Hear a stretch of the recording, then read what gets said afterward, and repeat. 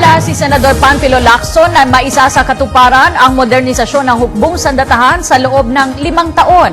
Inihayag ito ni Lacson kaugnay ng pagsisikap ng Defense Department na mapunan ang 75 bilyong pisong panukalang budget nito para sa taong 2013. Ayon sa Senador, hindi malayong maabot ng DND ang kailangang pondo para sa AFP Modernization Program. Niliwanag ni Lacson na marami pang assets ang AFP na hindi napag-uukulan ng pansin gaya ng malawak nitong lupain. Pero namang sources, may paggagalingan. Inalis namin yung sa Malampaya, yung proceed sa Malampaya, only because yung batas maliwanag na doon sa general fund, yung sa fund 151 na tinatawag, dapat pumasok yung proceeds ng Malampaya. Malaki yun.